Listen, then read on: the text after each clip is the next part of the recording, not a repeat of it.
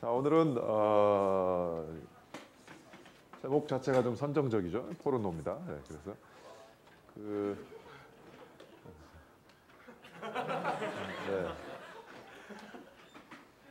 네, 네.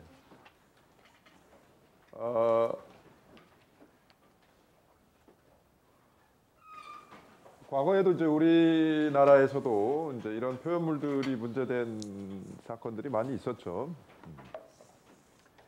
그래서 마광수 교수의 소설도 문제가 된 적이 있었고, 또 장정일의 소설, 또 이현세의 만화, 그리고 이제 반노라고 하는 건 여러분들이 잘 모를 것 같은데, 이건 이제 70년대 이제 일어났던 그 소설의 또 그 음란물에 관한 이야기죠.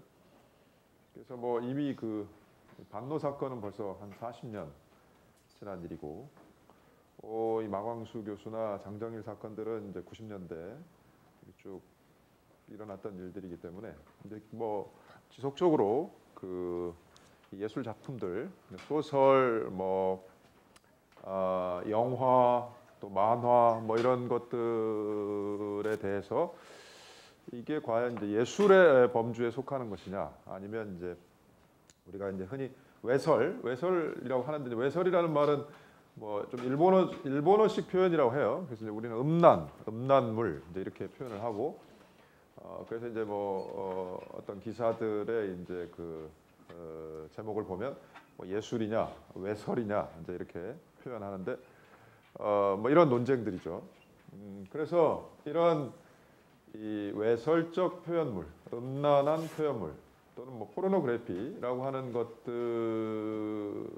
문제에 대해서 한번 우리가 이제 살펴봐야 될 것 같아요.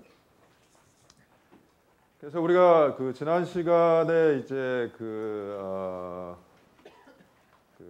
양심의 자유라든지, 또 종교의 자유라든지, 또 학문의 자유, 연구의 자유, 이런 이야기들을 했는데, 이런 것들이 이제 대부분 다 이제 정신 활동과 관련된 거죠. 인간의 내면 활동과 관련된 그 권리들인데, 인간의 내면 활동이라고 하는 것은 일단 내면 정신 세계에 머물러 있을 때에는 뭐 당연히 자유로워야 되는데, 그것이 이제 외부로 표현될 때 이제 항상 문제가 되는 것 같아요.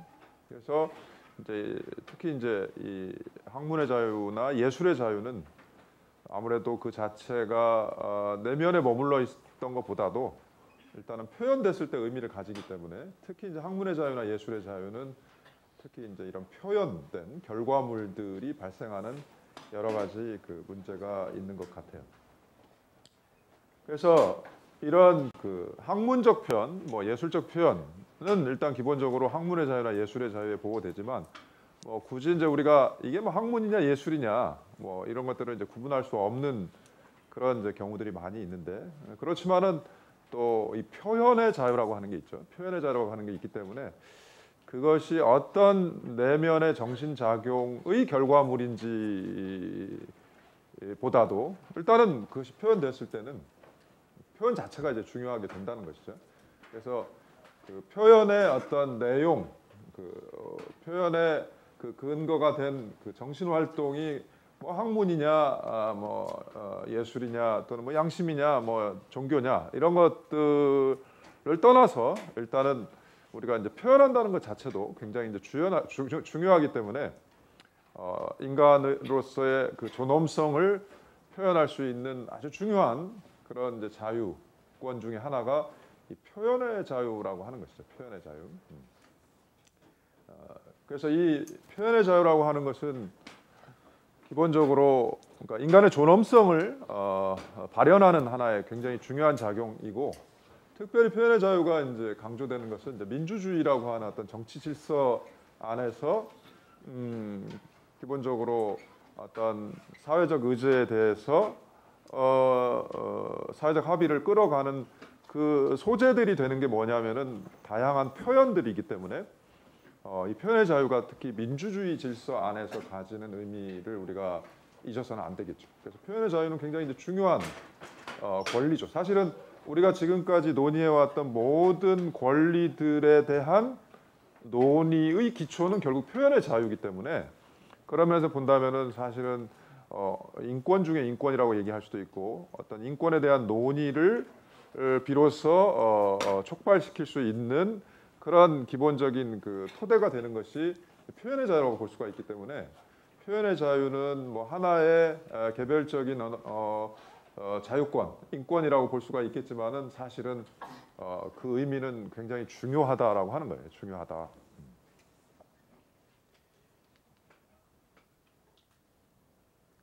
그래서 그러니까 표현의 자유라고 하는 것이 결국 이제 내면의 정신 활동을 외부에 이제 표현하는 것이기 때문에 내면에 머물러 있을 때는 뭐 타인에게 전혀 지장을 안 주죠. 그래서 내가 사실 내면에서 무슨 생각을 하든 뭐 그거는 뭐 상관이 없어요, 그죠? 누구를 뭐 증오하든 누구를 뭐 살해하든 뭐 폭력을 꿈꾸든 뭐 그거는 머릿속에 있는 한은 그거는 뭐 누구도 간섭할 수가 없는 것이죠, 사실은. 다만 이제 이것이 표현됐을 때는 이제 타인과 또 공동체와 일정한 관계를 맺기 때문에 제한이 되는 것이죠. 특히 이제 제한이 될 수 있다라고 하는 것은 그러니까 타인의 이제 권리, 그러니까 표현이 타인의 권리에 영향을 주는 것은 결국 이제 우리 지난번에 살펴봤던 것처럼 타인의 사생활을 폭로한다라든지 또 어떤 표현으로 인해서 타인의 인격과 명예에 손상을 준다라든지 이제 아니면은 이제 오늘 나와 있는 주제와 관련해서 본다면은 어떤 성적 표현물을 통해서 타인에게 어떤 혐오감, 불편한 감정을 일으킨다라든지 이런 경우에는 이제 문제가 될 수가 있겠죠. 또 이 공동체와의 관련성 속에서는 이제 공공의 이익이 문제가 될 수가 있는데 공공의 이익 가운데 이제 제일 문제가 되는 부분은 아무래도 이제 청소년 보호. 그러니까 이제 이런 성적 표현물들은 아직 정신적으로 신체적으로 성숙하지 않은 청소년들에게 나쁜 영향을 줄 수 있다라고 한다면 이제 제한이 될 수가 있을 것이고 또 한편으로는 사회의 어떤 도덕이나 윤리에 반하는 그러한 이제 성적 표현물이 될 경우에는 역시 이제 제재를 받을 수가 있다라고 하는 것이죠. 타인의 권리와 함께 이제 이 표현의 자유를 제한할 수 있는 아주 중요한 이 이익이라고 하는 것은 이 공동체의 전체적인 그런 가치나 이익의 경우에는 역시 표현의 자유를 제한할 수 있는 그런 것이 되죠. 또 굉장히 중요한 이제 공공의 이익 가운데 헌법이 직접 또 규정하고 있는 그런 법익들도 있어요. 그런 법익들을 또 표현의 자유가 침해할 수는 없죠. 그러니까 표현의 자유가 비록 인권이고 또 헌법상의 기본권이고 또 어떻게 보면은 인권 중에 인권이라고 해도 그것이 외부에 표현되었을 때는 어쨌든 헌법이 보장하는 어떤 그런 기본 가치하고 부딪힐 수는 이제 없게 되는 것이니까 문제가 되는 것이죠. 그런 관점에서 본다면 결국 우리가 지금 다루려고 하는 주제에 있어서의 핵심은 표현의 자유가 결국 그러니까 타인의 기본권과 관련시켜 본다라고 한다면 주로 문제가 되는 부분은 타인에게 어떤 그런 성적인 표현물을 통해서 혐오감이나 불쾌감을 일으킨다. 타인의 권리를 침해하는 것이고 또 공공의 이익이라고 하는 관점에서 본다라고 한다면은 이 성과 관련된 도덕과 윤리에 반하는 이제 표현이라든지 그다음에 이제 우리 헌법적인 법익에 보면 역시 이제 우리 헌법에는 표현의 자유를 제한하는 것이 뭐 비슷해요. 비슷하게 돼 있죠. 그러니까 타인의 권리나 명예를 침해한다라든지 특히 이제 공중도덕이나 사회윤리를 침해할 수는 없다라고 헌법에 또 규정되어 있기 때문에 그런 것들을 이제 종합적으로 본다라고 한다면 그게 바로 이제 헌법에서 이 하는 것까지 포함해서 본다라고 한다면 결국 성적 표현은 자유로워야 되지만 표현의 자유에서 자유로워야 되지만 이런 것들을 종합해서 본다면 결국은 이제 금지되는 표현이라고 하는 것이 결국 이제 음란한 표현이라고 하는 거죠. 우리 앞서 얘기했던 뭐 예술적, 그러니까 외설적 표현이라든지 또는 이제 포르노그래피라든지 이제 이런 말로 부르는 그러니까 성적 표현물들 가운데서도 이제 금지될 수 있는 표현물들이 있을 수 있다는 거죠. 그런 것들은 이제 우리가 종합적으로 종합해서 이제 묶어서 부를 수 있는 말이 이제 음란한 표현물이라고 하는 것인데, 중요한 건 바로 뭐가 음란하냐는 거죠. 뭐가 음란하냐라고 하는 것이고,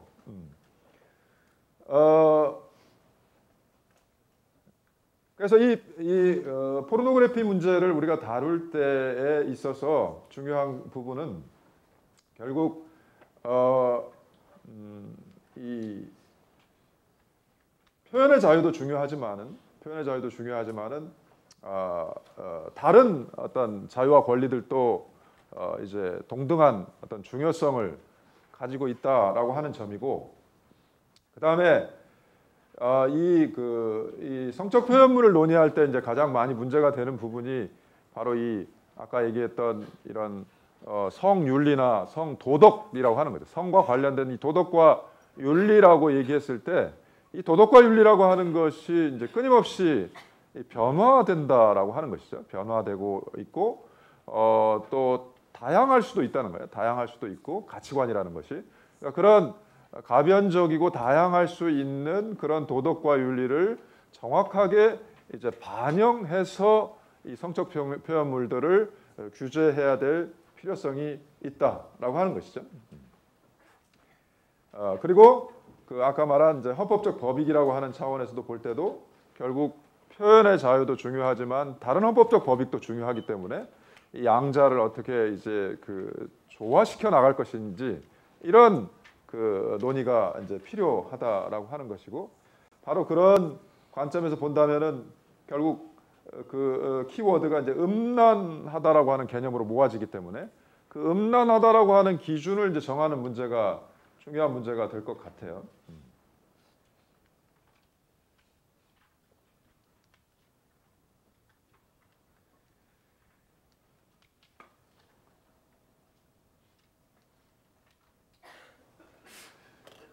그래서 우리 지금 그 교재에 보면 여러분들이 알 수 있는 것처럼 사실 굉장히 많은 이 사건들이 있죠. 그래서 그 교재 마지막 부분에 보면은 그 판결문만 보고 얘기를 한다면은 사실은 판결문 자체만 보더라도 야, 이게 뭐 혹시 음란물이 아닌가라고 생각할 정도로 사건 자체들이 이제 그 굉장히 논란이 될 수 있는 그런 사건들이 많이 있죠. 그래서 사실 이 음란의 개념이라고 하는 것들을 정의하기가 대단히 어렵죠. 그러니까 우리가 앞서 봤던 여러 가지 그 음란이라고 하는 개념이 문제됐던 사건들을 보면은 사실은 이건 뭐 보기 나름 아닌가라고 하는 생각이 들죠. 그래서 이 음란이라고 하는 개념을 우리가 이제 정의하는 데 있어서 몇 가지 이제 중요한 그 표지들이 있어야 되겠죠. 그래서 이 음란이라고 하는 표현, 음란이라고 하는 개념에 있어서 이제 보면은 우리 헌법재판소는 이런 이야기를 하고 있죠. 인간의 존엄 내지 인간성을 왜곡하는 노골적이고 적나라한 성표현으로서 오로지 성적 흥미에만 호소할 뿐 전체적으로 보아 하등의 문학적, 예술적, 과학적 또는 정치적 가치를 지니지 않는 표현물. 사실은 이 정의도 상당히 어려워요. 그러니까 인간의 존엄이나 인간의 어떤 가치를 파괴하고 오로지 성적인 그런 관심만을 가지고 있고 다른 가치는 전혀 없다. 이런 표현이라든지 또는 이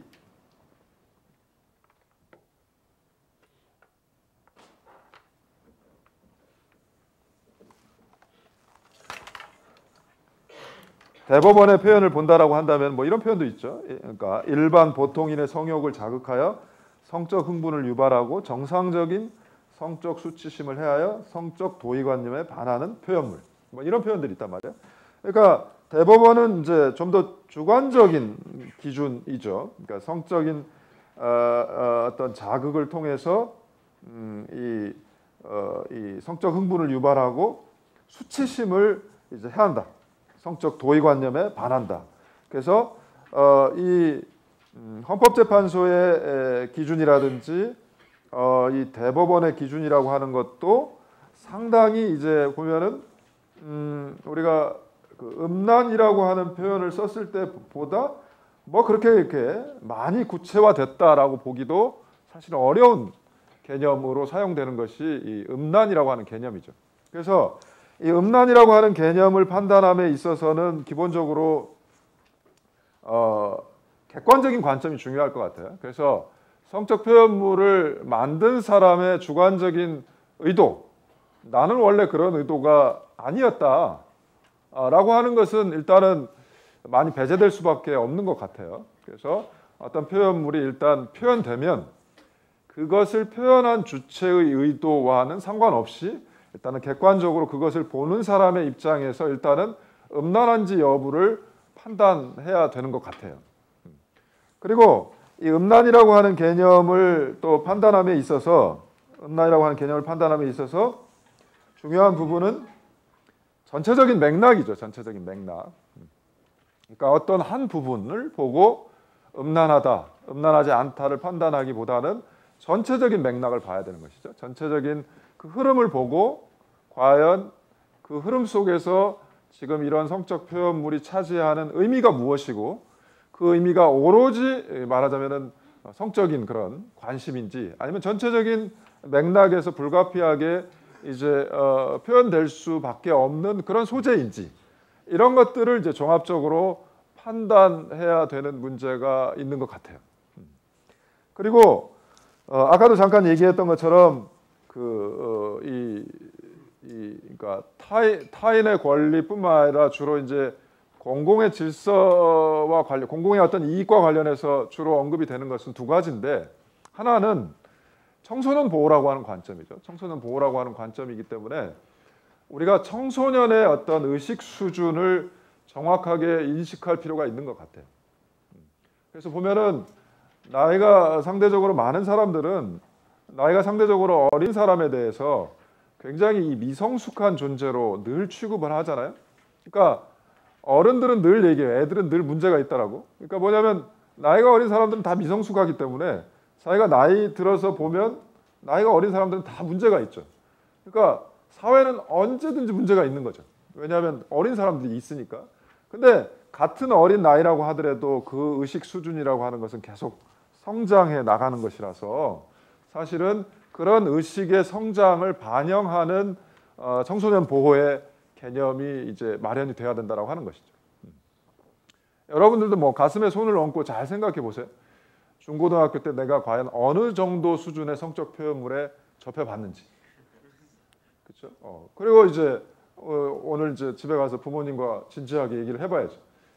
부모님 시절, 엄마 아빠 시절에는 도대체 어느 수준의 성적 표현물을 봤고 우리는 지금 어느 수준의 성적 표현물을 보고 있는지. 그렇죠? 그걸 가지고 이제 이 청소년들의 이 의식 수준, 그에 따른 또 보호돼야 될 청소년이 어느 수준인지, 그에 따라서 결국 청소년 보호를 위해서 금지되어야 되는 성적 표현물의 수준이 어디인지가 결정이 되어야 되지. 그렇지 않으면 자칫 이 성장하는 청소년의 의식 수준에 맞지 않는 도덕과 윤리를 이 청소년 보호라는 이름으로 강요함으로써 전혀 이 사회 전체의 어떤 흐름에 맞지 않는 그러한 도덕과 윤리를 이제 강요하게 된다라고 하는 문제점이 생기게 되는 것이죠. 또 청소년 보호와 함께 결국 이제 같이 맞물려지는 것은 항상 이 도덕과 윤리예요. 그러니까 성도덕과 성윤리죠. 근데 이 성에 관한 도덕과 윤리라고 하는 것도 결국은 변한다는 거 아니겠어요? 변하고 있고 또 사회마다 또 그 공간, 시간마다 다 달리 결정될 수 있는 것이기 때문에 결국 이러한 변화된 현실에 부합하는 그러한 도덕과 윤리냐를 검토해야 된다라고 하는 것이죠. 그러니까 이런 것들이 이제 전혀 어떤 사회에 변화되는 그런 도덕 감정이나 윤리 의식을 반영하지 못할 때는 역시 마치 청소년을 계속 어린애 취급하는 것처럼 어른들조차도 결국은 이 미성숙한 존재로 취급하는 결과를 초래하기 때문에 사회 전체 구성원들의 변화된 이 도덕 수준, 윤리 이 수준을 고려해서 이런 성적 표현물에 대한 이 표현물이 음란한지 그렇지 않은지를 판단해야 된다라고 하는 것이죠. 그리고 또 하나 중요한 부분은 이 성적 표현물이라고 하는 것은 결국 누가 판단하느냐를 가보면 결국은 이게 이제 음란한 표현물이 되면은 이제 형법상 처벌을 받는단 말이에요. 처벌을 받기 때문에 이제 검사가 수사를 하고 기소를 하겠죠. 그러면 이제 형사 재판이 열리게 되면 결국 음란한지 여부를 판단하는 것은 누구냐면 결국 법관이죠. 판사죠. 판사. 그런 관점에서 본다면 이제 판사라고 하는 이 법관의 어떤 도덕 의식도 굉장히 이제 중요한 것 같아요. 그래서 이 법관의 어떤 도덕적 그 판단 기준이 사회 전체의 도덕적 기준에 부합하는지도 우리가 이제 좀 검토해 돼야 될 필요가 있다라는 생각이 들어요. 그래서 그런 관점에서 본다면 이제 과거에 우리가 이제 그 판사들을 사법 시험이라고 하는 시험을 통해서 이제 선발을 했잖아요. 근데 지금은 이제 제도가 바뀌었죠. 그래서 로스쿨이라고 하는 제도가 생겨서 이제 다양한 전공에서 로스쿨에 입학해서 이제 교육을 받게 되면 그 중에 이제 일정한 경력을 가진 사람들이 이제 판사가 되고 또 검사가 되죠. 그래서 뭐 다 그렇다는 건 아니지만 과거에 보면은 이 사법 시험을 하는 친구들 보면 여기 이제 법대생들이 일부 있긴 있는데 이제 그 친구들한테 물어보세요. 사실인지 여부에 대해서. 근데 이제 보면 되게 이제 신림동에 가서 공부를 한단 말이죠. 고시원에 가서. 그러면 그 생활이라고 하는 것이 굉장히 답답하고 또 이런 이 사회적인 교류도 잘 없고 그야말로 혼자서 공부를 하잖아요. 그러면 이제 이 도덕과 윤리관이라고 하는 것이 굉장히 자기중심적이고 좀 왜곡된 그런 이제 이 가치관들이 형성이 될 수가 있었던 거죠. 특히 이제 사법 시험을 여러 번 떨어지고 그러면 이게 뭔가 모르게 이제 그 패배주의와 사회에 대한 불신과 그렇죠? 그러면서 자기가 늘 접하는 또 표현물들은 뭐냐면 또 그런 성적 표현물들이 그런 사람들이 만약에 이제 판사가 됐다. 그러면은 이게 도저히 이제 문제가 굉장히 많지 않겠어요? 법대생들한테 한번 물어보세요. 사법시험 준비하면서 도대체 생활을 정말 공부만 했는지 아니면 도대체 어떤 생활을 하는지 특히 1차 시험이 보고 1차 시험 발표할 때까지 도대체 무슨 생활을 하는지 그렇죠? 대부분의 이제 그죠? 그렇죠? 이 루저의 생활을 한단 말이에요. 루저의 생활을. 그게 바로 이제 문제가 됐던 것이기 때문에 저는 이제 뭐 그런 점에서는 로스쿨 제도가 다 찬성하는 건 아니지만 로스쿨 제도를 통해서 적어도 그런 문제점들은 많이 해소가 되지 않는가 싶어서 다행인데 어쨌든 중요한 포인트는 뭐냐면 결국 법관이 이제 판단을 한다라고 하는 것이죠. 물론 이제 최근에 이제 배심 제도가 도입이 됐기 때문에 배심 제도의 하에서는 그 소수의 법관의 어떤 판단뿐만 아니라 이 일반적인 국민의 판단이 들어가게 된다라고 하는 것이죠. 그런 관점에서 본다면 뭐 배심 제도를 통해서 또 보완이 되는 그런 부분도 또 이런 음란의 판단에 있어서 그 음란한지 여부를 판단함에 있어서 굉장히 중요한 제도라는 생각도 들어요. 그죠?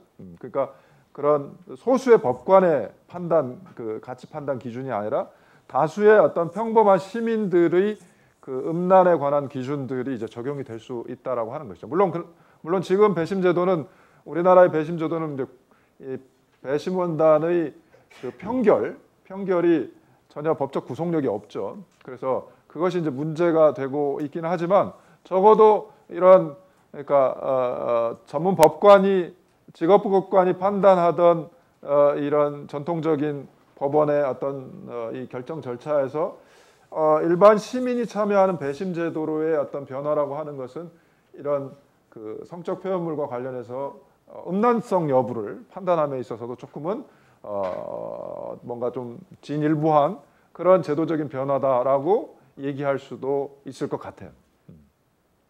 또 같은 맥락에서 이제 얘기를 해본다면 우리 지금 이 음란하다 또 뭐 이제 법에서는 여러 가지 표현들을 쓴단 말이에요. 여러 가지 이제 표현들을 쓰는데 가장 중요한 부분은 뭐냐면 기본적으로 법이라고 하는 것은 명확해야 돼요. 명확해야 돼요. 그렇죠? 특히 국민에게 어떤 형벌을 부과하는 법률은 아주 명확하게 규율을 해야 되죠. 명확하게.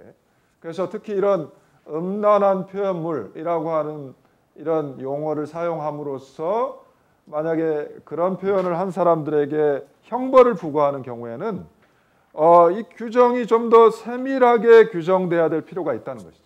그래서 우리 헌법재판소에서 이 음란성이라고 하는 개념 자체에 대해서 이게 명확한지 여부에 대해서 논란이 된 적이 있었어요. 근데 우리 헌법재판소는 음란이라고 하는 개념 자체는 명확하다라고 했어요. 명확하다. 명확하다.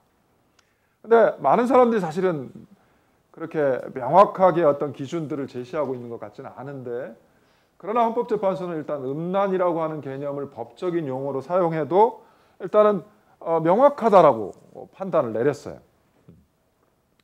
그래서 이거는 이제 좀 문제가 되는 부분인데, 어쨌든 법에서 사용하는 표현은 명확해야 되기 때문에 특히 이런 표현의 자유를 제한하는, 그러니까 특히 이제 성적 표현물들을 제한하는 어떤 규정으로서 법에서 사용하는 음란이라고 하는 이 용어는 좀 더 구체적인 개념으로 좀 더 세분화가 될 필요는 있다라는 생각이 들어요. 어쨌든 전제는 뭐냐?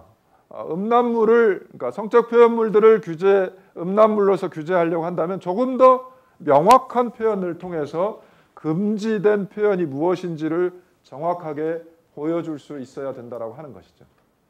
그러면 우리가 이 명확성, 그러니까 법률에서 사용하는 이 용어는 명확해야 된다. 우리가 이제 명확성 원칙이라고 하는데, 명확성 원칙이라고 하는, 특히 형벌을 부과하는 법률의 규정은 명확해야 된다라고 하는 것인데, 결국은 그 규정이 명확하다. 그러니까 명확하다라는 의미는 무엇이냐면 법에서 사용하는 의미가 일반 국민들이 보아도 하나의 의미로 이해할 수 있어야 된다는 것을 뜻하죠. 그죠? 그러니까 우리가 이제 일의적이라고 하는데, 그러니까 다의적이 되면 안 되죠. 그러니까 A라고 하는 사람과 B라고 하는 사람, C라고 하는 사람이 있을 때, 예를 들어서 음란이라고 하는 개념을 썼는데 A라고 하는 사람은 굉장히 보수적이어서 그저 사람의 어떤 신체가 드러나는 것만 해도 음란하다라고 생각할 수 있고, B라고 하는 사람은 이제 중도적인 사람이기 때문에 뭐 그 정도는 아니지만 뭐 예를 들어서 사람의 성기가 드러나면 그건 음란하다라고 생각하는 사람이 있어요. 근데 C라고 하는 사람은 굉장히 뭐 개방적이어서 단지 인간의 성기가 들어가는 것만으로도 이거는 음란하다라고 볼 수 없다는 생각을 가지고 있어요. 그러면 같은 표현물에 대해서도 A, B, C라고 하는 사람의 가치관에 따라서 이것이 전혀 다르게 판단이 될 수 있다는 거죠. 이게 뭐냐면 다의적이라는 거예요. 다의적이다. 그렇죠? 음란이라고 하는 개념이 다의적으로 이해되는 것이죠. 그렇기 때문에 어떤 개념이 명확하다. 그러니까 성적 표현물을 규제하는 용어로서의 음란이라고 하는 개념이 명확하려면 그건 뭐냐면 바로 전체적인 일반 국민의 입장에서 그 개념이 명확해야 된다고 하는 거죠. 명확해야 된다. 그래서 판단의 기준은 뭐냐면은 결국 이 일반 시민이죠. 일반 시민. 그러니까 특별한 시민은 아니에요. 그러니까 일반적인, 또 평균적인 시민의 관점에서 과연 이 개념이 명확하냐라고 하는 것이죠. 과연 그러면 음란이라고 하는 개념이 명확하냐? 금방 얘기했던 예에서 보듯이 가치관에 따라서 음란에 포섭될 수 있는 대상의 범위가 달라질 수 있다라고 하는 점은 결국 음란이라고 하는 개념은 좀 더 구체화될 필요가 있다는 것이죠. 그래서 우리가 이제 조금 더 세분화해 본다면, 음란이라고 하는 개념을 조금 더 세분화해 본다면, 그러니까 누가 봐도 음란한 것이 있을 수 있죠. 그러니까 이거는 절대적으로 금지되어야 되는.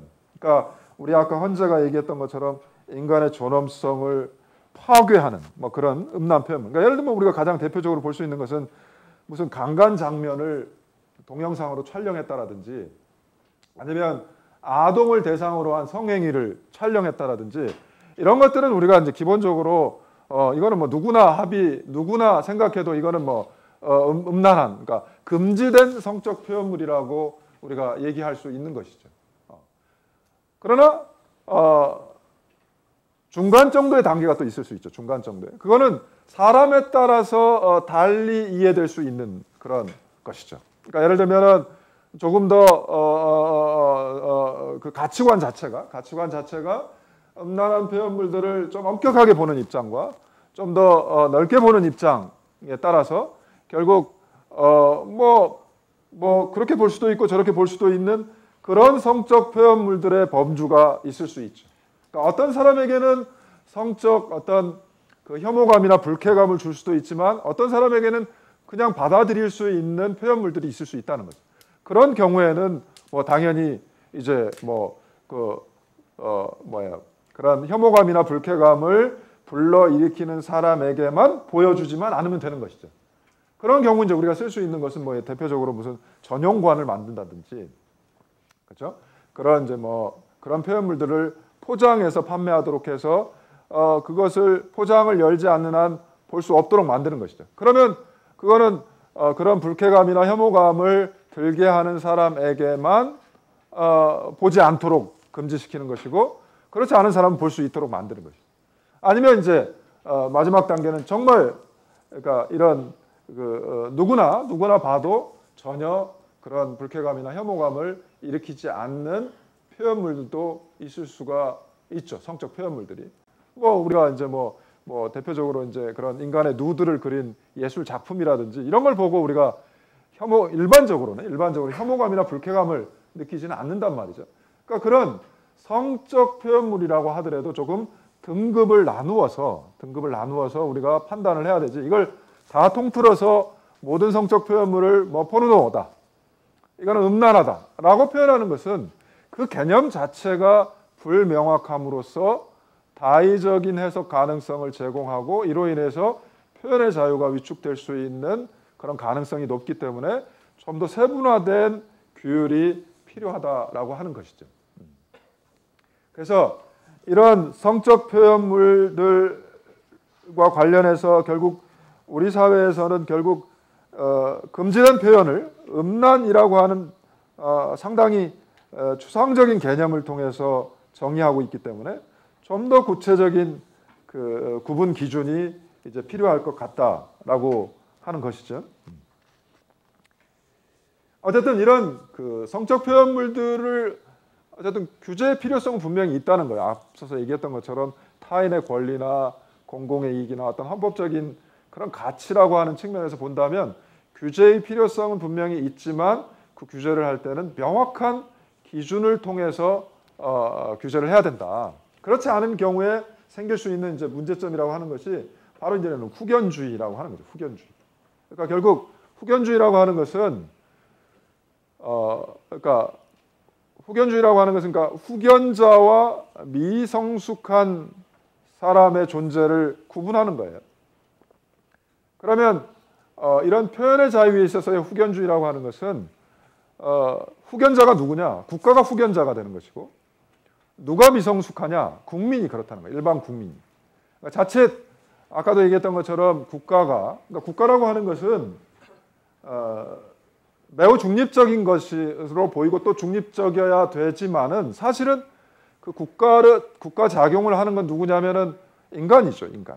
공무원이죠, 공무원이고, 그 공무원이라고 하는 것은 소수 이제 집단이고, 그렇기 때문에 그 집단의 어떤 이익과 가치관을 반영하는 경우에는 중립적이 될 수가 없는 거예요. 그러다 보니까 일반 국민의 이 성과 관련된 어떤 도덕, 윤리, 가치를 반영하지 못하고 내지는 이런 어떤 개인이나 특정 집단의 도덕과 윤리와 가치가 더 우월하다라고 하는 전제에서 출발을 하게 된다라고 한다면 이런 국가가 일반 국민들을 이제 후견자의 지위에서 계속 미성숙한 존재로 남겨둘 가능성이 있다는 거예요. 그렇죠? 일반 시민들의 의식은 이미 성숙해 있는데 오히려 거기에 이르지 못한 국가 내지는 그 국가를 관리하는 집단의 그런 가치나 윤리가 일반 국민들의 가치나 윤리를 지배하게 되는 것인데 이게 바로 이제 후견주의의 위험이다라고 하는 것이죠. 그래서 이제 이런 것이 가장 극단적인 형태는 이제 사전 검열이에요. 검열. 미리 표현되기 전에 잘라버리는 것이죠. 그래서 우리 헌법은 기본적으로 검열은 금지예요. 검열은 절대적으로 일단 금지되기 때문에 일단은 한 번은 바깥으로 표현이 돼야 돼요. 그러니까 표현되기 전부터 금지시키는 것은 절대적으로 금지되어 있죠. 그렇죠? 그래서 검열은 금지되기 때문에 이와 같은 이제 형태가 아니기 때문에 국가는 자꾸 표현된 그런 결과물에 대해서 이 음란하다라고 하는 어떤 그런 평가를 통해서 또 그리고 그런 평가를 받은 표현물에 대해서 이 처벌함으로써 사후적으로 처벌함으로써 그러니까 사전적으로 검열은 안 되기 때문에 사후적으로 처벌함으로써 이런 후견주의적인 태도를 보일 수 있다라고 하는 것이죠. 또 하나는 바로 이제 상업주의에 대한 그런 우려를 근거로 해서 하는 것이죠. 그러니까 아까 이제 플레이보이지 뭐 그 이제 이야기도 나왔지만은 그러니까 선정적이고 자극적인 그런 표현물들은 이제 시장에서 결국 이윤 추구를 위해서 말하자면은 극단으로 갈 수가 있다는 것이죠. 극단으로 갈 수가 있고 그걸 돈벌이를 위해서 이렇게 이런 성적 표현물들이 과도하게 표현되는 것은 이제 규제되어야 된다라고 하는 것이 이제 국가의 입장이잖아요. 근데 이제 우리가 정말 시장의 입장에서 생각해 본다라고 한다면 두 가지 가능성이 있는 거죠. 그러니까 만약에 어떤 표현물들이 시장에서 사라지지 않고 존재한다라고 하는 것은 그건 일반 시민의 도덕과 윤리 수준이 그렇다는 것이고 동의했다는 것이기 때문에 굳이 국가가 거기에 과연 개입해야 될 필요성이 있는가라는 생각이 들고 오히려 반대로 어떤 표현물들이 전혀 시장에서 유통되지 않는다. 그건 뭐예요? 그건 자연스럽게 역시 시장에서 말하자면 그런 표현물들이 시민들에게 동의받지 못함으로써 사라진다는 것을 의미하죠. 그러니까 결국은 이 표현 우리가 이제 표현의 자유시장이라는 표현을 하죠. 그러니까 물론 시장에 비유하기는 좀 어려운 측면이 있지만 표현이라고 하는 것들도 결국은 이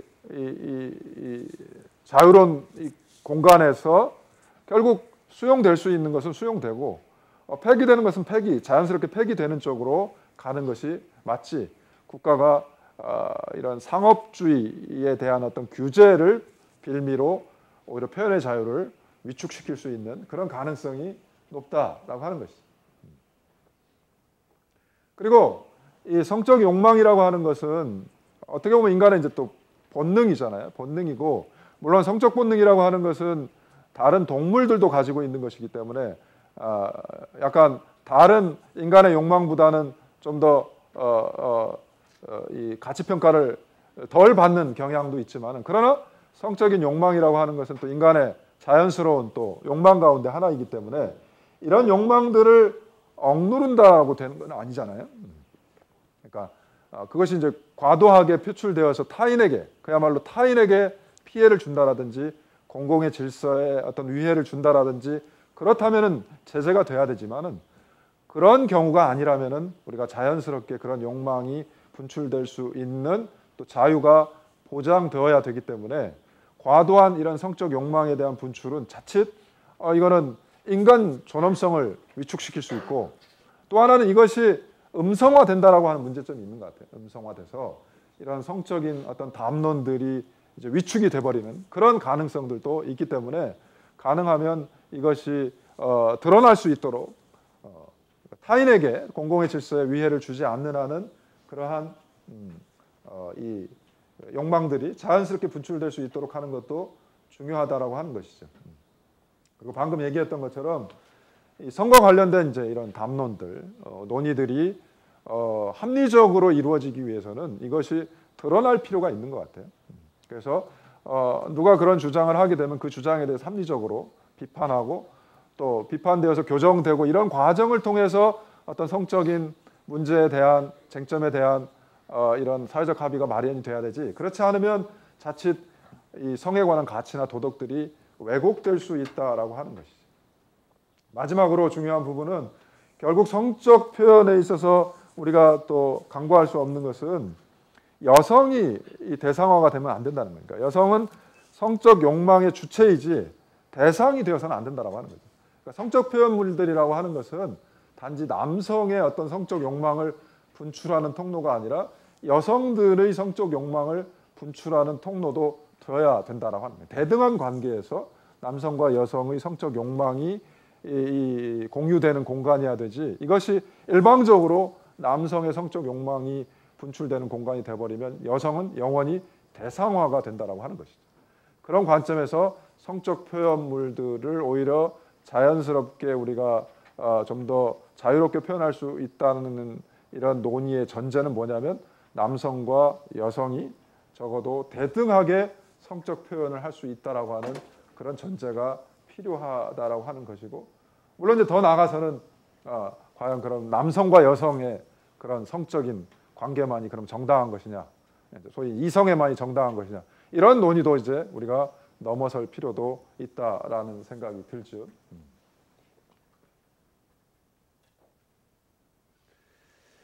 그래서 이 주제는 굉장히 이제 재미있는 주제이고 우리가 이제 이야기할 거리가 사실은 대단히 많이 있죠. 그래서 과연 우리가 이제 흔히 아까 얘기했던 것처럼 예술과 외설, 음란을 구분하죠. 예술과 외설, 예술과 음란 이렇게 이제 구분을 하는데 과연 이런 이제 경계 설정이라고 하는 것이 가능할까? 애초에 이거 도대체 구분이 모호한 거 아니냐? 이런 견해들도 있을 수 있을 것 같아요. 애초에.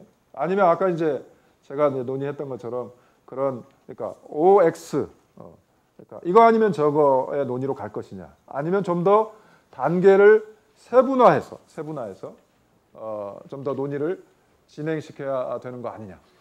어떻습니까?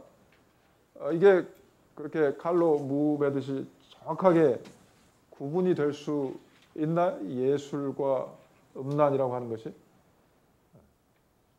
구분될 수 있나요? 어떻습니까?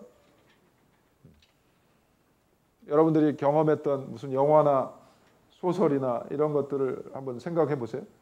과연 그것이 예술이다 또는 음란한 표현물이다 라고 정확하게 구분이 되던가요? 물론 이제 굉장히 꺼려지겠지만은 자신의 경험을 또 통해서도 한번 이야기해 볼 수 있을 것 같은데, 여러분이 봤던 대표적인 영화, 소설 중에 내가 봤을 때 이거는 정확하게 음란한 건데 왜 출판됐는지 모르겠다, 그런 것들이 있던가요? 어떻습니까?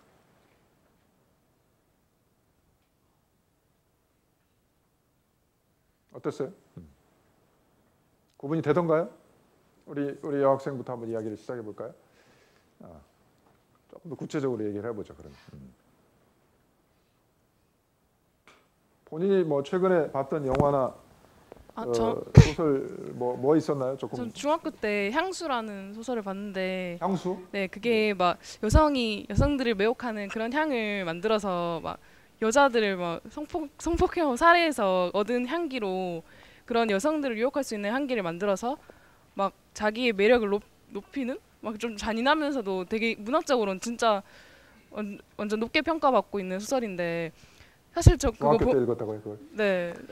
그거 보면서 되게 충격은 많이 받았지만 네. 되게 예술적이라고 느꼈어요. 그 표현 하나하나가 되게 섬세하고, 저는 그걸 보면서 되게 음란하다고 생각할 수는 없었거든요.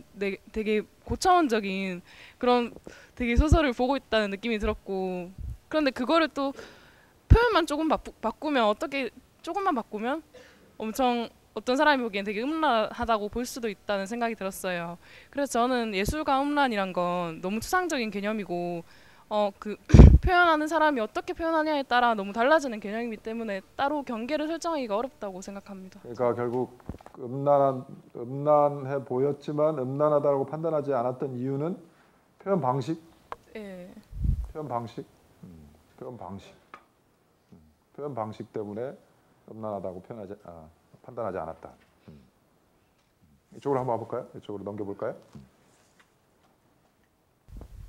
예, 전 철학과 엄준섭입니다. 근데 방금 말씀하셨던 학우분 얘기를 좀 받아서 표현 방식에 따라서 약간 예를 들어 약간 예술적이다, 뭐 그 약간 고차원적이다 이런다고 했을 때는 예술이고, 약간 좀 예를 들어 플레이보이라든지 약간 포르노라든지 이런 식으로 저급하게 됐을 경우는 음란이라고 하면은 예컨대 뭐 상류층의 어떤 교양을 공유하는 사람들의 은 그런 식으로 다 즐기고 예술이라는 이름으로 다 즐기면서 예컨대 그런 교양 수준을 가질 수 없는 계층들에 한해서는 음란이라고 되는 것일 수도 있기 때문에 예컨대 혹시 우리가 그런 식으로 억압을 하고 있는 게 아닌가 한번 생각해 볼 수 있다고 집단의 기준에 따라 달라질 수 있다. 네, 근데 기준 그 자체가 집단의 기준이 먹물이면 좀 그렇지 않냐. 먹물, 인텔리겐차는 인텔리, 좀 예, 높을 수 있고 그렇지 않으면 낮은 건가요? 천박한 걸로 보는 거 아닌가 혹시 우리가. 그럴 수 있다. 기준이 좀 달라질 수 있다. 뒤로 한번 넘어가 볼까요?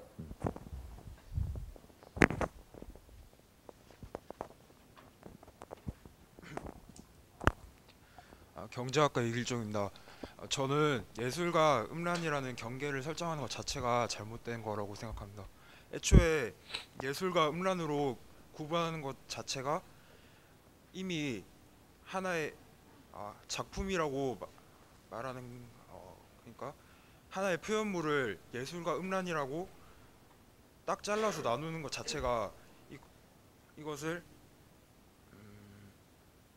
단순히 흑백으로만 판단하는 그런 게 될 수가 있기 때문에 애초에 예술과 음란을 구분한다는 것도 구분한다는 경계를 설정한다는 것 자체가 그것을 판단할 수 있는 사람이 있다고 가정을 하는 것인데 그거를 판단한다는 게 과연 옳은 것인가 하는 게 가장 문제가 된다고 생각합니다. 이게 표현된 것을 받아들이는 사람의 입장에 따라서 언제나 달라질 수 있는 건데 예술과 음란이라고 이름 붙임으로써 이것을 한정짓기 때문에 그러나 문제가 구분을 할 필요도 있잖아요. 그러니까 뭔가 그런 금지된 표현도 있어야 되는 거 아닐까요? 다 허용할 수는 없잖아요. 그래도 아까 얘기했던 그런 뭐 아동을 대상으로 하는 아동을 이 대상으로 하는 어떤 성적인 그런 것들을 우리가 허용할 수는 없잖아요. 그런 금지는 당연히 있어야 되지만 그게 음란이라는 이름을 가지고 다른 이름을 바꿔야 된다. 뭐라고 바꿀까요, 그럼? 단순히 뭐 금지된 표현이라는 금지된 표현. 정도면 괜찮죠. 금지된 표현이지 음란이라는 표현은 좀 너무 막연하다. 좋아요. 그 옆으로 가볼까요? 네. 네, 건축학과 이상근입니다. 저는 이제 남중남고를 나온 사람으로서 굉장히 이런 음란물을 접하는 사람들을 많이 봤고 또 주위에 음란물이 본인은 아니라는 거죠? 예, 많이 저도 봤다는 거죠? 많이 그죠, 봤다는 거죠? 봤습니다. 이게 주위에 사람들이 많이 그런 걸 갖고 있었는데 그걸 봤을 때 음란한 것과 예술적인 것의 차이를 구분을 할 수 있다고 생각을 해요. 확실히 흑과 백으로 나눌 수는 어떻게 없지만 구분했죠? 제가 봤을 때는 거기에 목적성이 뭔지에 관해서 알아본다면은 그러니까 어떻게 예술과 나눌 수 음란, 있어요? 목적을 어떻게 나눌 수 있어요? 아까 말한 그런 거? 오로지 음란한 성적인 것을 사람들이 목적이나? 볼 때는 그 성적인 행위 자체만을 보려고 다른 것을 다 넘기죠. 근데 예술이라고 하는 것은 예술이라고 하는 것은 다른 것을 표현하기 위해서 성적인 그걸 것을 표현하는 거고. 예, 그러니까 사용하는 뭐가 겁니다. 목적이냐? 네, 뭐가 목적이냐가 중요한 오케이. 것이라고 그것도 생각합니다. 하나의 기준이 될 수 있다. 네, 그러니까 그걸 가지고 본다면 구분할 수 있다. 그렇죠. 그렇죠? 구분할 수 있다. 오케이. 뒤로 한번 가볼까요? 우리 뒤에 여학생들도 얘기도 한번 들어볼까요? 저 미디어학부 이희경이라고 하는데요. 제가 영화를 며칠 전에 부산국제영화제를 가서 영화를 봤는데요. 뭘 봤죠? 네? 무슨 영화를 봤죠? 네, 아델의 삶이라는 영화인데요. 네, 어떤 내용인가요? 네, 레즈비언에 대한 얘기예요. 레즈비언, 근데, 네. 이게 황금종려상까지 받은 영화라고 하더라고요. 그러니까 사실 예술성에 대해서는 전 세계적으로 인정을 받은 영화라고 할 수 있는 거잖아요. 근데 이게 여기 보면은 여성과 여성의 정사씬이 10분이 넘게 나오는 부분이 있어요. 근데 좀 누가 보기에 따라 음란하다고 생각이 될 수 있고 그런 문제 때문에 우리나라에서는 개봉이 힘들 것 같다고 얘기를 많이 해요. 어떻게 봤다는 거예요? 부산국제영화제에 거기서는 거기서 상영을 초청이 했다고. 된 아, 거라서 네, 네. 본 건데 레즈비언이라는 소재도 그렇고 그 다음에 아까 미성년자 얘기를 하셨는데 저는 그 아동을 대상으로 한 아동까지는 아닌데 저는 우리나라 영화인 은교가 생각이 났거든요. 은교도 상당히 어린 여성과 나이가 많은 사람의 그런 실제 나이는 미성년자는 아니었죠. 그죠? 네네네. 실제 나이는. 그렇지만 약간 그런 거에 대해서 그렇죠. 사람들이 고등학생이었으니까. 예, 그렇게 생각을 하는 게 있는데 은교를 예술품으로 생각하는 사람도 있고 음란물로 생각하는 사람도 있을 수 있지만 어쨌든 지금 이러한 예에서 봤을 때 좀 예술과 외설을 구분하는 경계선이 굉장히 모호하다는 거는 맞는 것 같아요. 근데 저는 분명히 설정을 할 수 있다고 생각을 하고 금지되어야 하는 부분도 있다고 생각을 하지만 그 기준이 뭘까요? 뭐가 될까요? 그러면 그거 예를 들면 은교의 경우에 네, 그게 되게 어려운 것 같아요. 본인은 그걸 음란하다고 생각해요? 아니면 음란하지 않다고 생각해요? 저는 아직 보진 않았는데. 네. 아 그래요? 그러면 아까 그 앞에 얘기했던 영화는 어땠어요? 네, 저는 아델의 삶 그건 되게 재밌게 봤거든요. 그리고 음란하다고 네, 생각하지 않았다. 음란하다는 생각이 그 전혀 이유는 뭐였어요? 그 결정적인 이유. 왜냐면은 그 어떤 여주인공이 계속 정체성에 대해서 방황을 하다가 결국 이제 어떤 찾은 거잖아요. 자기 정체성을 찾고 이제 약간 억압되어 있던 그런 뭐 이성애에 대한 그런 부분에서 친구들이랑 막 다투는 장면도 나오거든요. 그런 거에서 이제 진짜 자기 정체성을 찾아가고 자기 사랑을 찾아가는 그런 과정 아니면 어떤 그런 해방이라고 해야 되나? 그런 걸 표현했다고 생각을 해요. 저는 전체적인 봤을 때는. 맥락에서 네네네. 불가피한 그런 표현이었다. 네네네. 그러니까.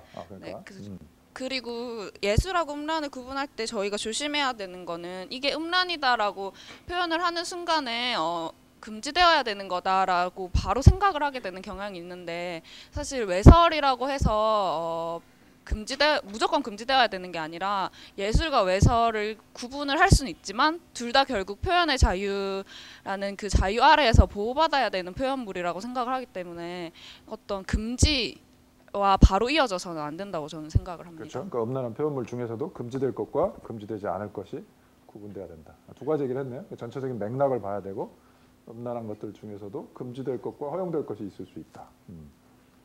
또 한번 가볼까요? 그 뒤로 일단 그 옆에 일단 한번 가볼까요? 이쪽 블록에서 그다음에 이쪽으로 와볼까요? 저는 아까 교수님께서 말씀하신 여러분이 들고 있는 마이크의 얇은 선은 마이크가 아닙니다. 그 가운데 있는 게 마이크입니다. 네, 그건 손대지 말고 거기다 말씀하면 됩니다. 그 하얀 줄은 그냥 아무것도 아닙니다.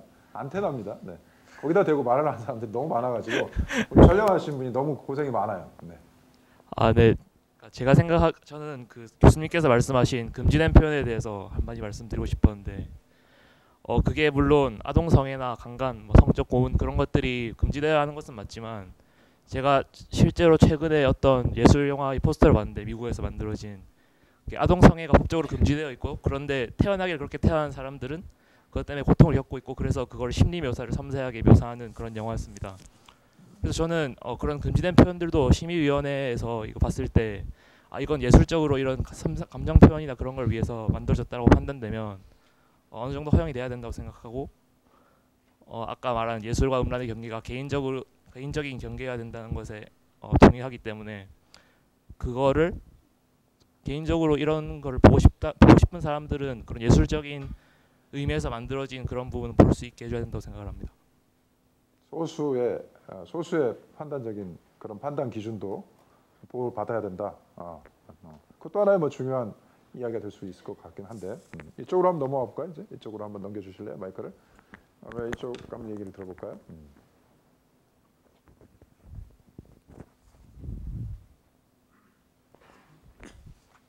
네, 저는 인문학부 정현직입니다.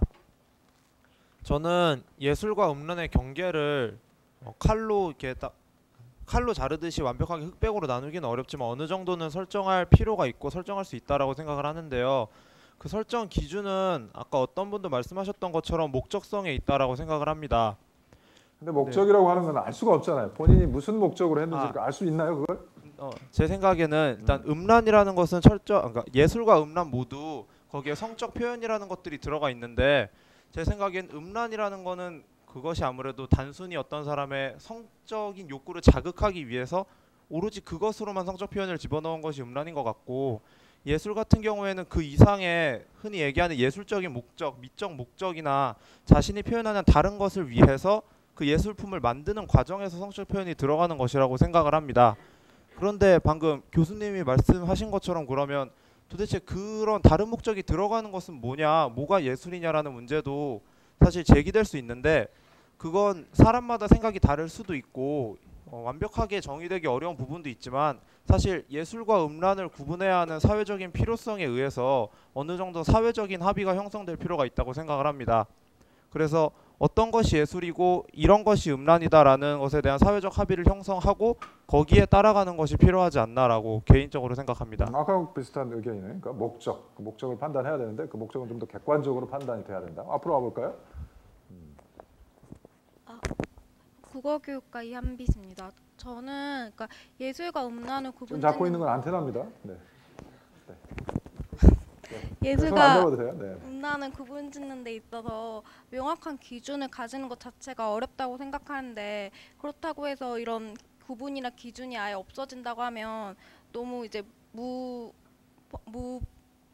너무 이렇게 규정이 없어진다면 너무 표현 자체가 외설과 예술에 대해서 침범이 너무 많기 때문에 그게 기준이 확립이 돼야 하는데 그게 사회가 가지고 있는 기본적이고 일반적인 도덕관념에 따라서 이루어지면 된다고 생각합니다. 이게 사회가 가지고 있는 성도덕이나 성윤리에 대한 개념이 항상 변화를 하기 때문에 어떤 민족이나 사람이나 시대적 배경에 따라서 상대적인 건 사실인데 거기에 따라서 저희가 이제 예술이나 외설을 구분짓는 기준 또한 함께 변화해 가면서 그때그때 상황에 따라서 여기까지는 이제 우리가 예술로 인정을 할 수 있다 이렇게 되는 거에 따라 점차 변화할 수 있다고 생각하는 게 예전에 문학 작품을 공부를 하면서 롤리타라는 작품을 공부를 했는데 그때 처음에 이 책이 나왔을 당시만 하더라도 이게 굉장히 외설적이고 너무 표현이 음란하다고 생각돼서 예술적인 가치를 전혀 인정을 받지 못했다고 해요. 하지만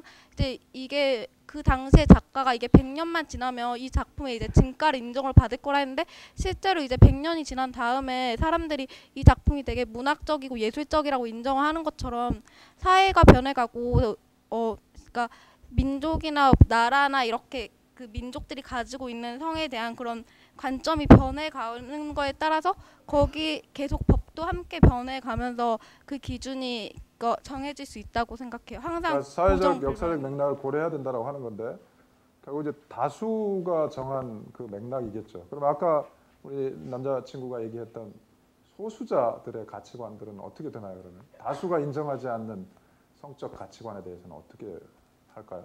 항상 사회에는 다수가 존재하고 소수가 존재하지만 저희가 일반적으로 헌법에 대해서도 이미 정해진 헌법에 대해서 항상 소수자의 입장에서는 이 헌법이 위헌이다, 뭐 맞지 않다 이런 발언들이 계속 있잖아요. 하지만 기본적으로 저희가 사회라는 집단에서는 사회를 구성하는 데 있어서는 일반적이라는 게 보편적이다라는 게 전제가 돼야 된다 생각해요. 그래서 많은 다수가 가지고 있는 사회적인 통념이나 가치관에 따라서 일단은 그 기준이 지어지는 게 제일 명확한 거에 근접한 기준이 될 수 있지 않나 하는 생각.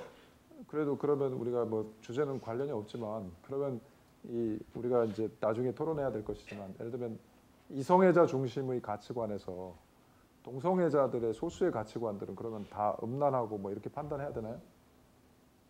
보편적인 건 아니잖아요. 어쨌든 일반적인 건 아니잖아요. 일반적이지 않다는 게 뭐 많은 다수가 있고 소수가 있다. 소수가 무조건 옳지 않다는 게 아니라 여기 예술과 음란을 구분짓는 데 있어서는 이제 규제의 대상이 어느 정도까지 이루어져야 하는데 지금 저희가 가지고 있는 일반적인 사고는 아까 많은 분들이 얘기하셨던 것처럼 소아성애나 강압적인 성적 표현 이런 거는 모두가 일반적으로 옳지 않다라고 규정을 하잖아요. 하지만 그것조차도 소아성애자나 이렇게 일부 사람들은 이게 자기들의 사랑의 모습이라고 주장을 하는 경우도 있는데 여기 있어서는 모든 다수와 소수가 옳다 그르다로 나눠지는 건 아니지만 이렇게 예술적인 표현 음란의 이런 거에 대해서는 옳다 그르다로 어느 정도 나눠질 수 있는 다수와 소수이기 때문에 가능하다고 생각해요. 오케이. 미안해요. 질문을 많이 해서. 앞으로 와볼까요? 네. 국제학부 유채연입니다. 저는 예술과 음란의 자체를 논하는 게 필요가 없다고 생각을 하는 게 전 예술성과 음란성은 별개의 개념이라고 생각을 하거든요. 그래서 예를 들어서 이렇게 정말 상의를 탈의하고 있는 비너스상이나 아예 전라로 있는 그런 다빈치상을 봤을 때 뭐 예술적 취향에 따라서 다를 수는 있겠지만 그거를 음란하다고 표현하기는 쉽지가 않잖아요. 그래서 제가 제 개인적인 입장에서 봤을 때는 그러한 두 작품도 음란성에서는 만만치 않다고 생각을 하는데 그러한 것들이 이제 음란하다고 치부되지 않는 것들이 이렇게 아름다운 선이나 그런 비율적인 것 때문에 그 예술성이 높게 평가돼서 그렇게 예술로서 치부가 된다고 생각을 하거든요. 그래서 예술성과 음란성은 그냥 이렇게 뭐 예를 들어 10점 만점에 예술성 몇 점, 뭐 음란성은 뭐 10점 만점에 몇 점에서 두 가지를 이제 비교를 해가지고 결정해야 될 것이지 예술과 음란이 이렇게 겹쳐진다는 의미에서 경계를 논할 필요는 없다고 생각합니다. 전체적인 비중을 가지고 판단해야 된다는 거죠. 저쪽으로 가볼까요? 이쪽에 한번 먼저 여기 하나 들어보고 저쪽으로 가볼까요? 네. 네, 저 정치외교학과 이종훈이라고 합니다. 저는 앞에서 그 예술과 음란의 경계를 나누는 기준으로 목적성이랑 이제 음란의 몰입도 이거를 이제 기준으로 삼으신 학우분께 좀 반박을 해보고 싶은데, 저는 그 음란적인 표현이라는 게 이제 그 사람이 가지고 있는 성적 욕구를 좀 자극해서 그걸 분출하는, 뭐 표현하는 사람이든 그 표현을 받아들이는 사람이든 그런 목적이 있다는 점에는 동의를 하는데, 다른 예술적인 표현, 다른 감정적인 표현의 일부로서 그것을 삼지 않고 그것만을 목적으로 삼는 게 왜 문제인지는 잘 모르겠거든요. 아까 이제 교수님께서 말씀하셨지만 인간이라는 존재가 비록 동물은 아니지만 성적인 욕구라든지 이런 부분이 생물학적에서 분명히 본질적으로 존재하는 부분이고 그것도 하나의 인간성의 일부이기 때문에 그거에 집중해서 표현하는 것도 저는 충분히 받아들일 수 있는 부분이라고 생각을 하고, 아까 얘기했던 사람들에 대한 목적만 가지고 판단할 수는 없다. 네, 저 목적만 가지고 음란적으로 해도 성적 목적을 위한 것도 음란물이 아닐 수 있다. 음란물이더라도 문제가 없다는 거죠. 문제가 없다. 네. 네. 그래서 저는 이제 그렇다면 이제 그럼에도 불구하고 금지해야 하는 표현이 있다면 뭐라고 생각하냐면, 그 표현의 대상이 되는 표현물 안에 이제 들어가 있는 그 주체들 중에서 자기 결정권이랑 상관없이 표현물 안에 들어가게 되는 경우가 있다면 그거는 명백히 그 성욕을 아무리 성욕이 인간의 본질적인 부분이라고 해도 그건 침해하는 부분이잖아요. 그런 부분은 이제 금지가 당연히 돼야 된다고 생각하고, 배우들이 그러니까 그 촬영에 동의하지 않은 경우. 네, 그렇죠. 네. 그것뿐만 아니라 이제 표현 자체랑은 상관없지만 이제 노출되고 싶지 않은 사람들이 있을 수 있잖아요. 그런 표현에. 그런 노출되고 싶지 않은 사람들에게 노출될 수밖에 없는 표현물 같은 경우도 본질적으로는 이제 성욕에 대한 자기 결정권을 침해하는 부분이기 때문에 그런 부분들만 커팅할 수 있다면 저는 그걸 제외하고는 그 뭐 영상물 같은 경우들은 배우겠지만 어쨌든 자기들이 동의를 해서 그 표현물 안에 들어가는 경우, 그리고 자기의 의사에 입각해서 그 표현물을 접하는 경우에 있어서는 순전히 성욕만을 목적으로 표현한 거라고 해도 문제가 없다고 생각합니다. 오케이. 저쪽으로 한번 가보죠. 저쪽으로 한번 가볼까요?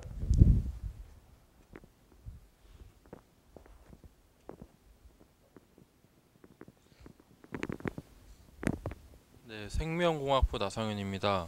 저도 앞에서 말씀하신 학우분과 같이 단순히 인간의 성욕이 들어간 어떤 작품이라고 해서 그걸 음란하다고 볼 수는 없는 것 같고, 제 생각에는 그 예술과 음란의 경계를 아무래도 법으로 그 설명을 해야 될 것 같습니다. 그래서 법으로 정해놓은 처벌 대상인 어떤 범죄들 가운데서 성에 관련된 범죄들이 있지 않습니까? 뭐 강간이라든가 뭐 불륜, 뭐 아동 성폭행 그런 것처럼 뭔가 성에 관련된 범죄를 그 다루고 우리나라 있는. 드라마는 다 불륜인데.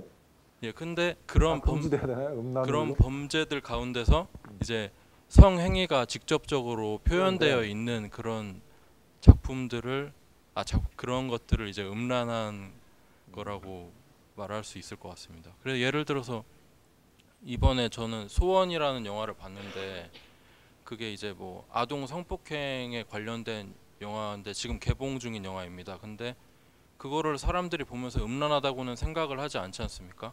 그러니까 그 영화의 목적을 제가 생각하기에 그 영화의 목적은 그런 아동 성폭행이 되게 위험하고 잘못되어 있고 조심해야 된다. 그걸 이제 사람들한테 경각심을 심어주기 위해서 만든 영화라고 생각하는데, 만약에 그 영화에서 그 범죄자가 그 아이를 이렇게 성폭행하는 장면을 직접적으로 이렇게 노출을 시켰다면 그거는 이제 음란한 영화가 될 수 있다고 그렇게 생각합니다.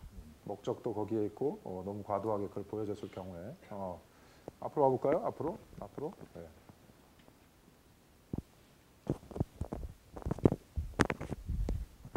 예, 개용학부 김동규입니다. 예, 저는 그 음란물과 예술을 구분하는 데 있어서 일단 그 사회적인 측면을 고려해야 된다 보고 이제 나라별로 이제 각각 기준이 다 다르기 때문에 그것을 고려해야 된다고 생각합니다. 일단 기본적으로 이제 제 생각은 일단 음란물이 아니라고 하려면은 자신이 공공장소에서 이걸 당당하게 예술이라고 생각하고 봤을 때 주변인들이 최소한 이것에 대해서 불쾌감을 느끼지 않았을 때 예술이라고 저는 할 수 있다고 생각합니다. 본인이 당당하고 주변 사람들이 불쾌감을 느끼지 않아요. 그것에 불쾌감을 느끼지 않아야 그거를 이제 예술이라고 할 수 있다고 봅니다. 네. 왜냐면은 이것이 예술이라고 이제 본인과 그것을 뭐 만든 사람은 주장할지라도 주변인들이 이것을 예술로 받아들이지 못하고 이건 뭔가 좀 반사회적이다, 이거는 좀 뭐 예의에 어긋난다 이런 식으로 받아들일 경우에는 불쾌감을 느끼게 되는데, 이럴 경우에는 이것을 단순히 예술이라는 테두리 안에서 커버를 치기에는 문제가 있다고 봅니다. 예를 들어서 이제 그리스 신화 같은 경우 뭐 동상이나 이런 걸 보면은 좀 이제 적나라하게 많이 표현이 돼 있는데 그걸 보고 아무도 이제 성적으로 이제 뭐 거부감을 느끼거나 불쾌감을 표시하지 않지만 그 앞서 말씀하셨던 뭐 동영상 같은 경우에는 그거를 만약에 공공장소에서 누가 틀은다면은 그거는 엄청난 문제가 될 거거든요. 그런 면에서 이제 예술과 음란은 확실하게 구분이 돼야 된다고 봅니다. 네. 평가자의 입장. 앞으로 와볼까요? 앞으로. 네. 정경대학 황영란입니다.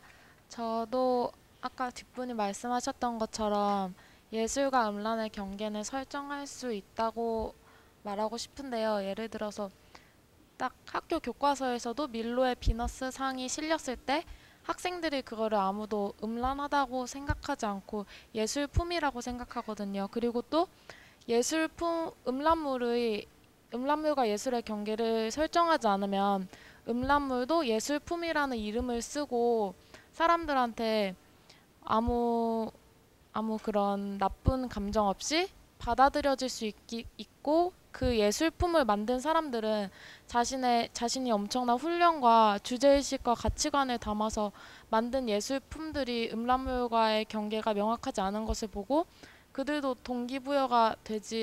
예술품을 만드는 데 있어 동기부여가 되지 않는다고 생각하거든요.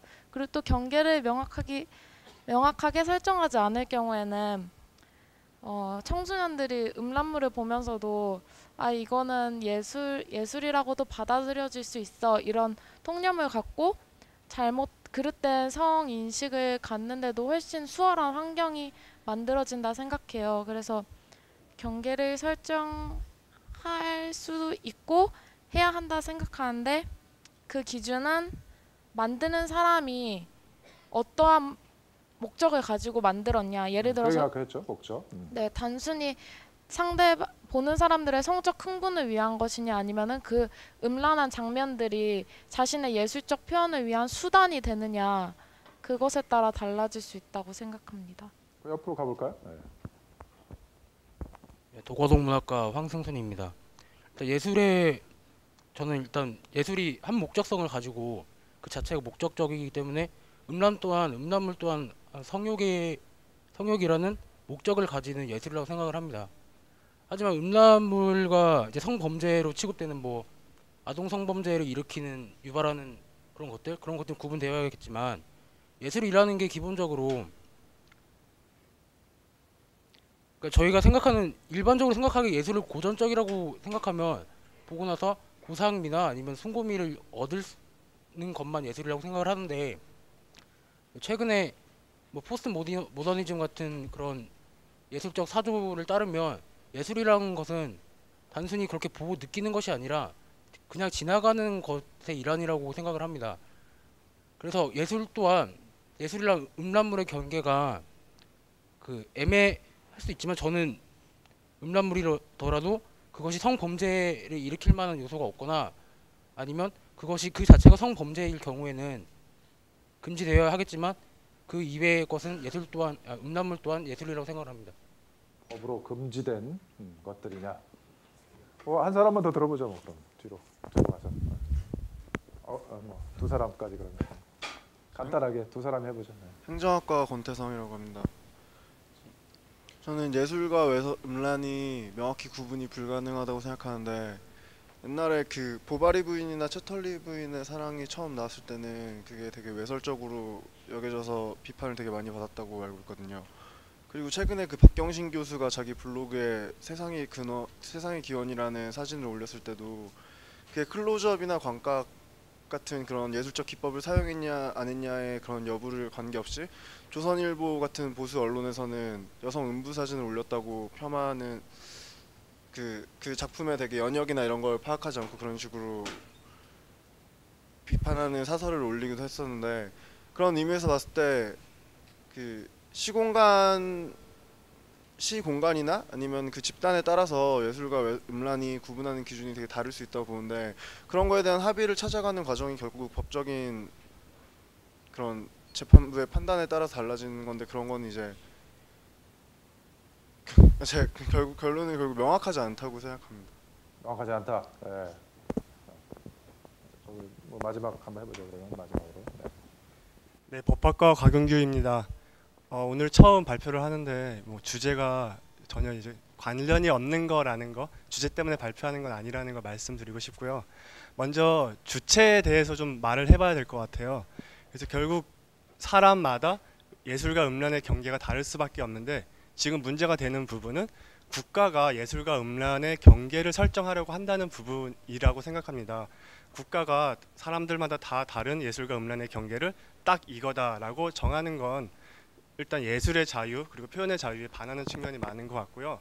그리고 아까 다른 분들이 말씀하셨듯이 사회적 합의를 이루기 위해서라도 예술과 음란의 경계선상에 있는 그런 작품들이, 그런 사건들이 좀 많이 사회의 그런 광장에 나와야 그거에 대해서 토론도 하고 이건 예술이다 음란이다라고 판단을 하면서 사회적 합의가 이뤄갈 수 있기 때문에, 저는 기준으로 예술과 음란에 대해서 최소한으로 음란이라고 모두가 판단하는 부분은 규제를 하되, 예술인지 음란인지 경계선상에 있고 또 굉장히 의심스러울 때는 좀 예술의 이익으로 봐서 표현의 자유와 예술의 자유를 보다 이제 보장해주는 측면으로 가는 게 좋지 않나 그렇게 생각합니다. 네.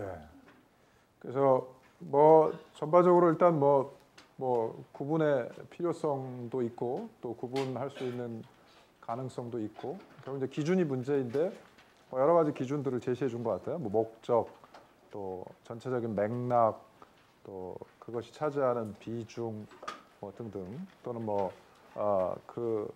표현물들을 바라보는 사람들의 뭐 평가, 뭐 여러 가지 이제 기준들이 있는데, 어쨌든 뭐 그런 기준들을 통해서 일단 구분 짓는 건 중요한 것 같고, 그리고 이제 아까도 얘기했던 것처럼 너무 일도양단식으로 나누는 것보다는 조금 더 단계를 구분할 필요도 있는 것 같아요. 단계를 구분해서 봐야 될, 볼 수 있는 대상들을 조금 차별적으로 구분해 보는 것도 필요하지 않나, 뭐 이런 생각이 들어요.